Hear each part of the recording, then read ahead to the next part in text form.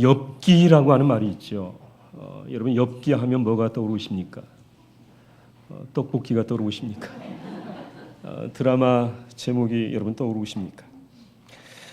사전에서는 엽기란 단어를 이렇게 정의하고 있습니다. 비정상적이고 괴이한 일이나 사물에 흥미를 느끼고 찾아다니는 것.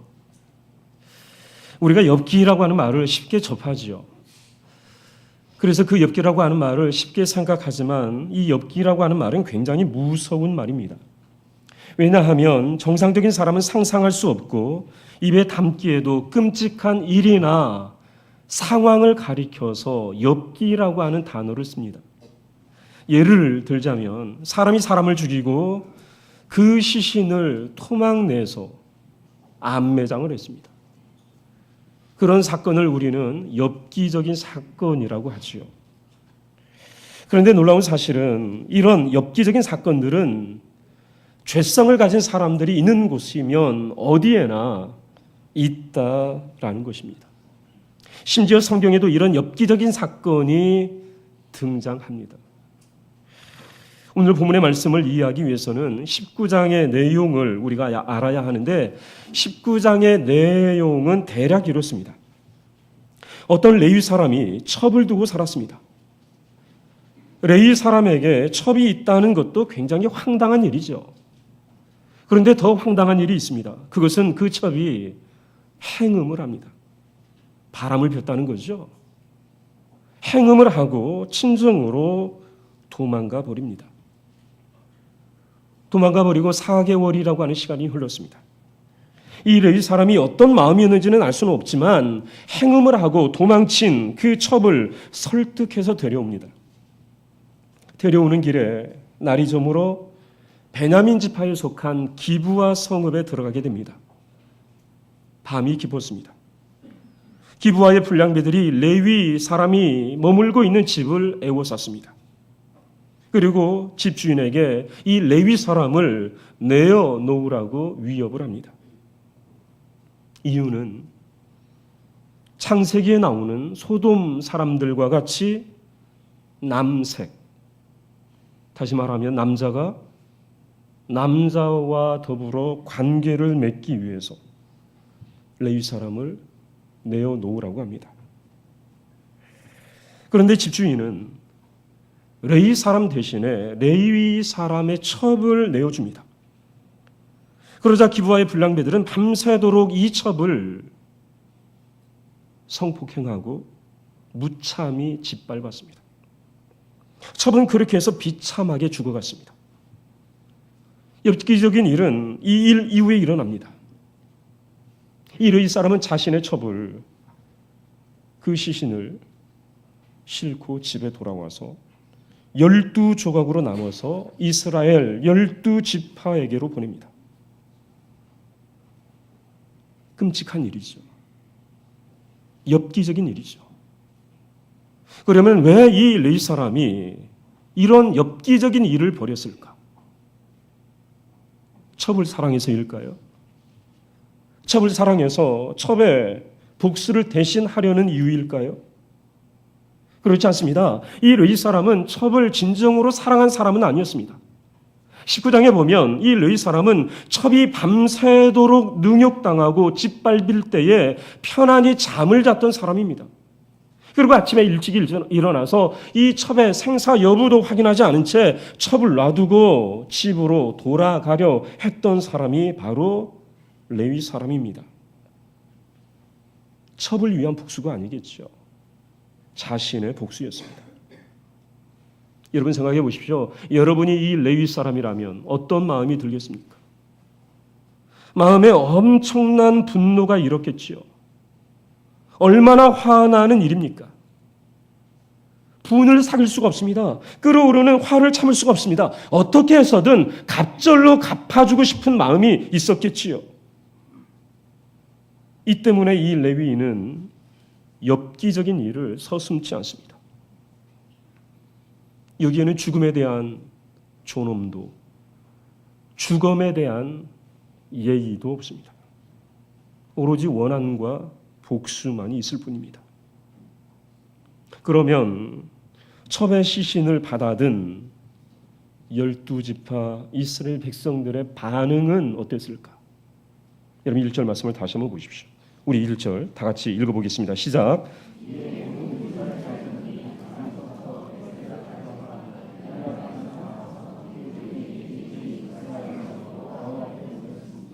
여호와 앞에 모였다라고 말씀하고 있습니다. 단에서부터 브엘세바까지, 그리고 길르앗 땅에서 이스라엘에 속한 모든 사람들이 나왔다라고 말씀하고 있습니다. 그리고 그 나온 그 모습을 여호와 앞에 모였다라고 말씀하고 있습니다. 그러면 정말 하나님 앞에 모였다라고 말씀하고 있는데 정말 하나님 앞에 모인 것일까요?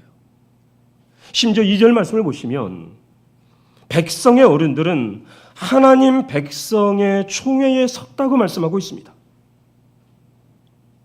이스라엘 백성들이 하나님 앞에 모였고 백성의 어른들은 총회에 섰다. 정말 하나님 앞에 섰는가? 정말 총회로 모였는가라는 것입니다. 사사기 전체적인 맥락에서 보면 오늘 이스라엘 백성들의 모습은 참 낯선 모습입니다. 왜냐하면 지금까지 이스라엘 백성들은 하나님 앞에 모이지 않았습니다. 하나님 총회로도 모이지 않았습니다. 대신 사람 앞에 모였죠. 저마다의 욕심과 탐욕을 따라서 이해타산을 하면서 사람들끼리 모였습니다. 그런데 오늘 본문에서는 하나님 앞에 모였다는 거예요. 하나님 백성의 총회로 모였다고 말씀하고 있습니다. 지금껏 하나님의 백성으로 살지 않았던 사람들이, 하나님의 말씀이 아니라 저마다 소견에 오른 대로 살았던 사람들이 갑자기 하나님 앞에 모였습니다. 여러분 낯설지 않습니까? 마치 늘 밖으로만 돌던 아버지가 어느 날 갑자기 집에 돌아와서 자식들을 불러 모아놓고 일장 훈계하는 것과 같은 그런 낯선 환경이, 그러한 모습이 펼쳐지고 있습니다. 그러면 왜 이스라엘 백성들이 이렇게 모였을까? 전에는 한 번도 모이지 않았던 사람들이 왜 하나님 앞에 모였을까? 사사 온니엘 이후로 이스라엘 백성들은 한 번도 같이 모인 적이 없습니다. 여러분 오늘 모인 숫자만 봐도 대단한 숫자가 모였습니다. 40만 명 이상이 모였습니다. 출애굽 이후로 이렇게 많이 모인 적이 없습니다. 같은 하나님의 백성, 같은 민족이었음에도 불구하고 모이지 않았던 사람들, 그동안 얼마나 많은 외적의 침략을 받았습니까? 그때에도 모이지 않았습니다. 같이 모여서 그 이방인들을 몰아낼 법도 한데, 함께 싸울 법도 한데, 함께 문제를 풀어갈 법도 한데 함께 모이지 않았습니다. 그런데 찢겨진 시신 한 덩이씩을 바꾸어서 모였습니다. 왜 모였을까? 그 이유를 여러분 19장 30절 말씀을 보십시오. 우리 19장 30절의 말씀을 다시 한번 읽어보겠습니다. 시작. 그것을 보는 자가 다 이르러 이스라엘 자손이 애굽 땅에서 올라온 날부터 오늘까지 이런 일을 일어나지도 아니하였고 보지도 못하였도다. 이 일을 생각하고 상의한 후에 말하자 하니라. 여러분 보십시오. 백성들의 마음이 어떠한지, 왜 모였는지, 이 엽기적인 사건의 진상을 밝히겠다는 거죠. 그리고 책임을 묻겠다는 마음입니다. 이런 마음을 가진 사람들이 40만 명 모였습니다. 그리고 이 중에는 어른들이 있습니다. 각 지파의 어른들도 함께 모였습니다. 여러분, 어른은 단순히 나이가 많은 사람을 가리켜서 어른이라고 부르지 않습니다. 어른이 된다고 하는 건, 어른으로 불린다고 하는 건 인격입니다. 모범이 된다는 말입니다. 영향력이 있다는 말입니다. 공동체가, 후임들이 나아갈 방향을 적어도 제시할 수 있는 사람을 가리켜서 우리는 어른이라고 말을 합니다. 여러분, 그렇다면 오늘 본문에 나오는 어른들은 어떤 어른들일까요? 존경할 만한 어른들일까요? 아니면 나이만 많은 어른들일까요? 미스바에 모인 이스라엘 백성들이 사건의 당사자인 레위 사람에게 묻습니다. 그리고 이 레위 사람은 기브아에서 있었던 일을 자세하게 설명을 합니다. 여러분, 결론이 뭐냐면 6절의 말씀이에요. 우리 6절의 말씀을 우리 한번 읽어보겠습니다. 시작.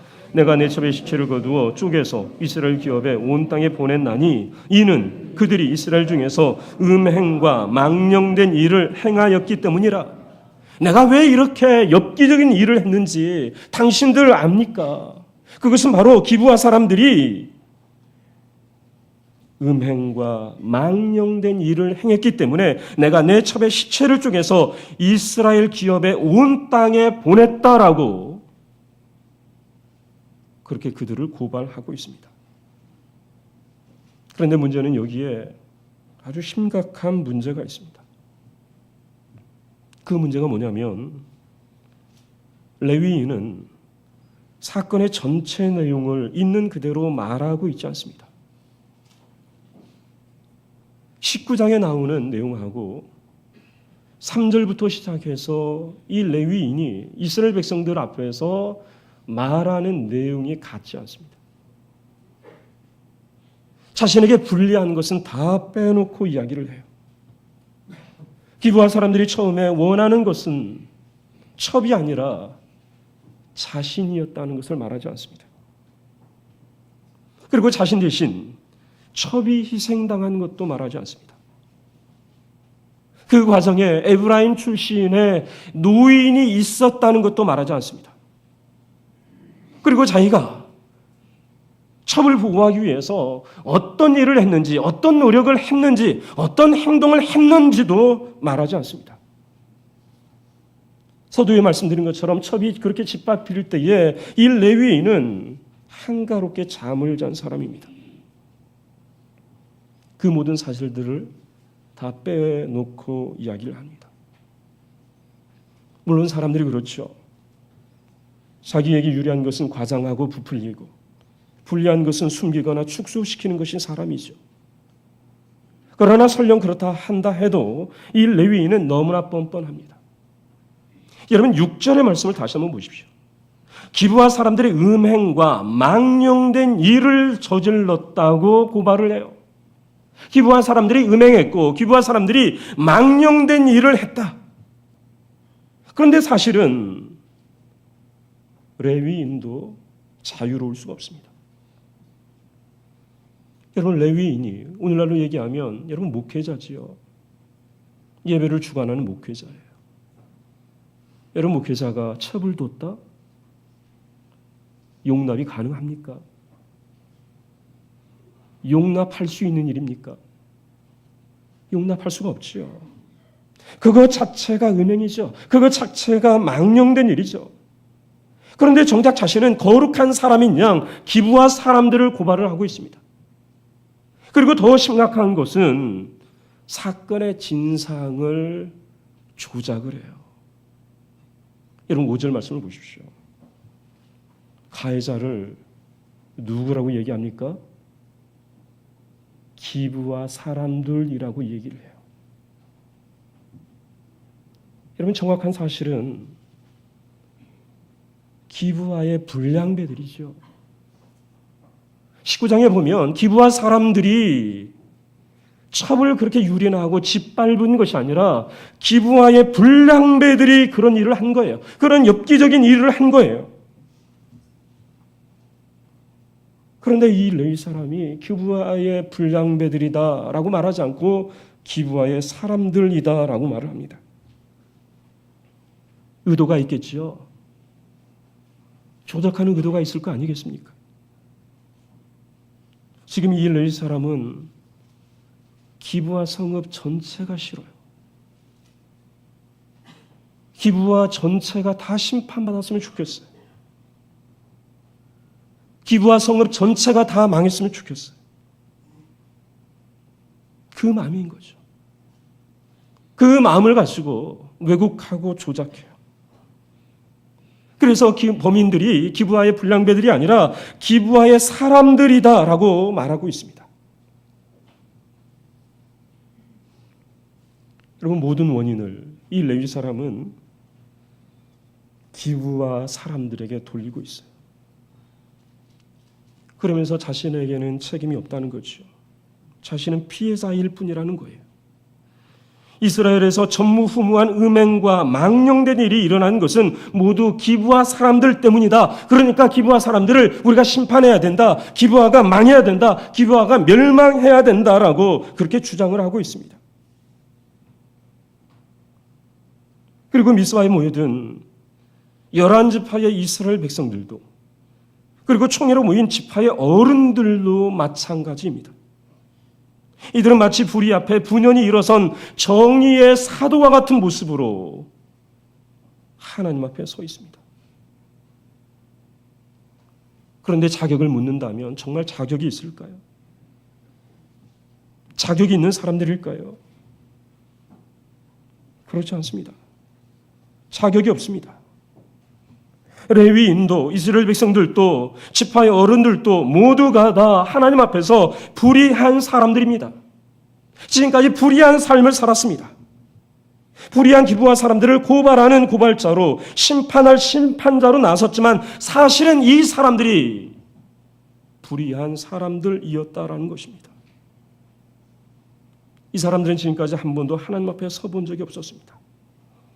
하나님의 백성으로 살아본 적이 없습니다. 하나님의 말씀을 따라서 살아본 적이 없습니다. 그럼에도 불구하고 심판자로, 고발자로 서 있습니다. 사람들은 말하겠죠. 대단하다. 잘하고 있어.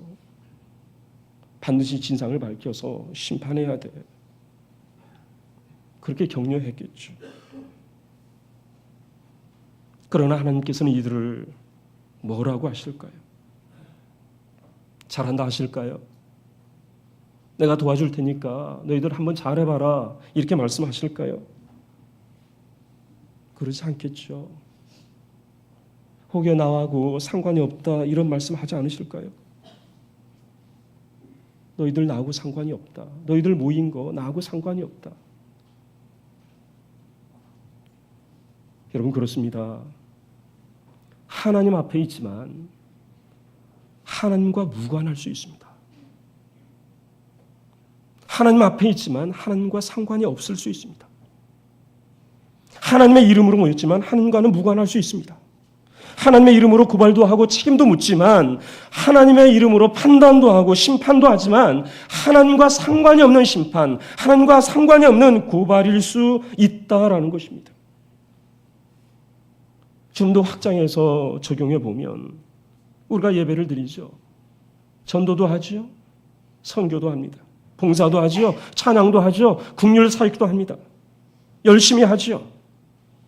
하지만 이 모든 것들이 다 하나님과 상관이 있는 것이라면 얼마나 좋겠습니까? 그런데 상관없는 것일 수도 있다는 거예요. 하나님과 무관한 예배, 하나님과 상관없는 선교, 하나님과 무관한 헌신, 하나님과는 전혀 관계가 없는 무익한 열심이 있을 수 있다라는 것입니다. 여러분, 하나님과 상관이 없다는 것을 어떻게 알 수 있습니까? 여러분, 7절의 말씀을 보십시오. 우리 7절의 말씀을 다시 한번 읽어보겠습니다. 시작.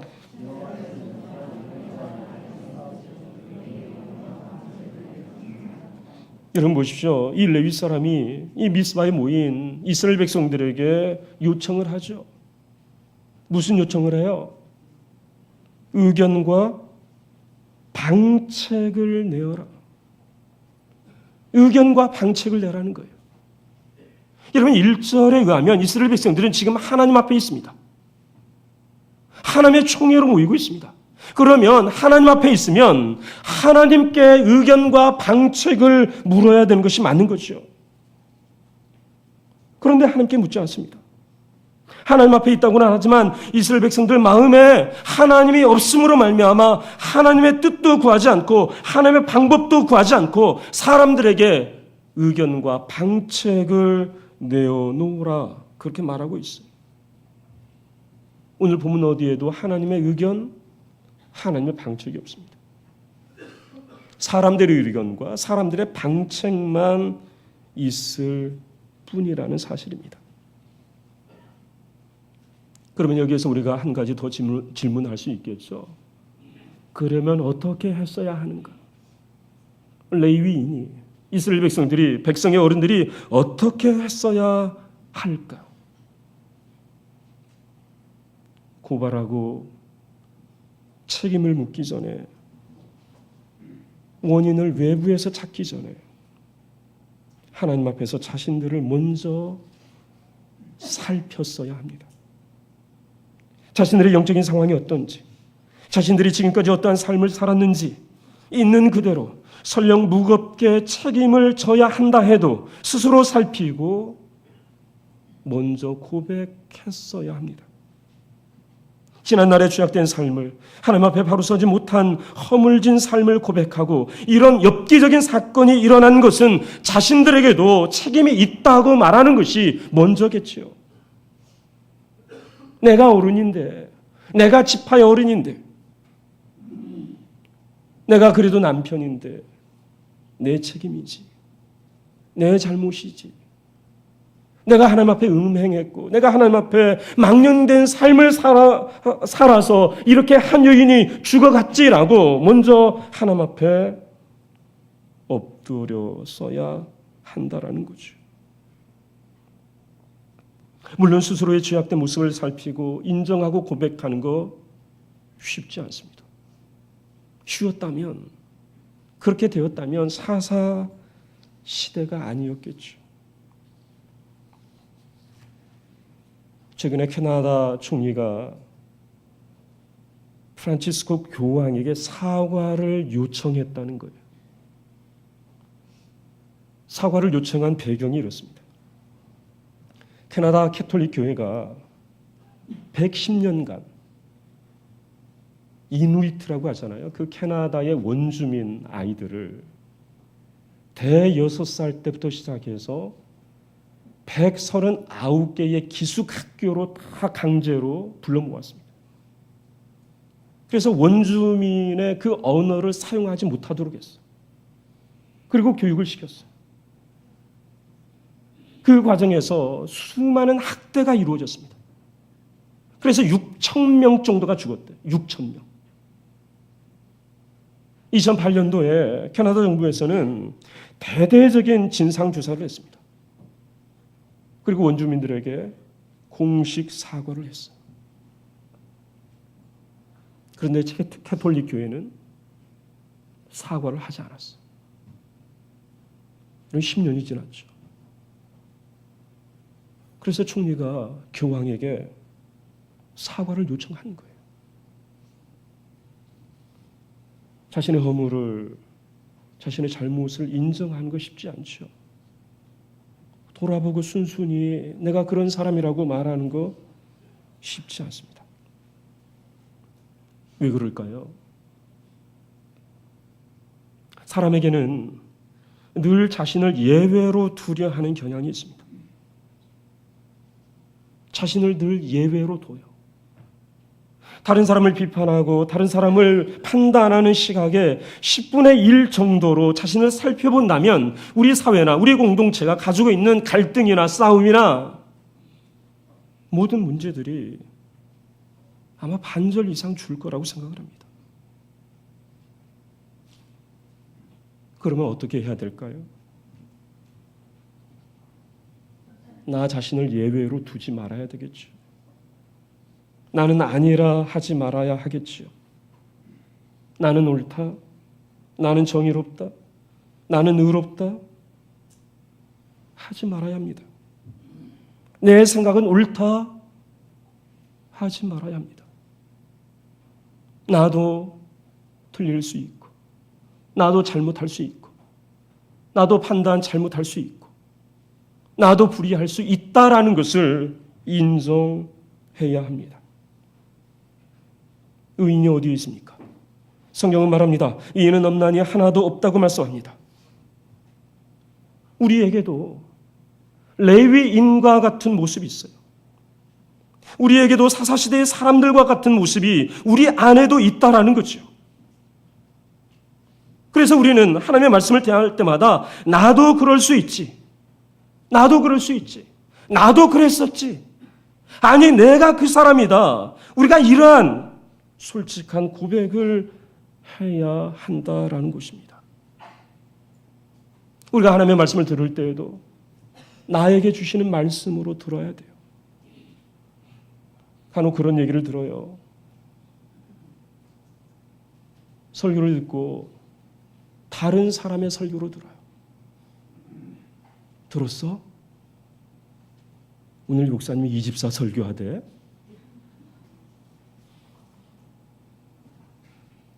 그러면 자기에게 주시는 말씀이죠. 나에게 주시는 말씀이죠. 다른 사람 생각해서는 안 되는 거예요. 오늘 이 시간 나에게 주시는 하나님의 말씀으로 듣지 않으면 여러분 그 말씀 자체가 여러분 무의미한 말씀이죠. 생명의 말씀이, 진리의 말씀이 내게 와서 무의미한 말씀으로 그냥 바뀌어져 버리는 거예요. 이런 설교하는 설교자도 마찬가지죠. 먼저 나에게 주시는 말씀으로 그 말씀을 받아서 고민하고 그 말씀 속에 자신을 들여다보고 그 말씀 가운데 하나님의 음성을 듣고 공동체 안에서 나누어야 할 말씀이 무엇인지를 묵상하고 그리고 그 말씀을 전해야 하는 것이 여러분 옳은 거겠지요. 예외로 두어서는 안 돼요. 5월 14일부터 우리 교회가 선교 학교를 했습니다. 3주간 강의를 했고 오늘 또 소그룹으로 모일 터인데 한 80명 이상 우리 권사님들, 집사님들이 이렇게 모였습니다. 제가 선교학교를 참석을 하면서 참 마음에 참 도전이 되었던 게 뭐냐면 우리 장로님들 대부분이 선교학교에 참여했다는 거예요. 여러분 다른 교회에서는 장로님들이 참석을 안 합니다. 담당 장로님만 참석을 하죠. 우리 교회 장로님들이 다 참석을 해요. 거반 참석을 하셨어요. 3주 강의 내내 참석을 하셨어요. 예외로 두지 않았습니다. 나의 사역이다, 내 일이다. 우리가 함께 동역하고 함께 연구하고 함께 머리를 맞대고 풀어가야 할 하나님의 사역이라고 여러분 고백하지 않으면, 그렇게 생각하지 않으면 할 수 없는 일이겠지요.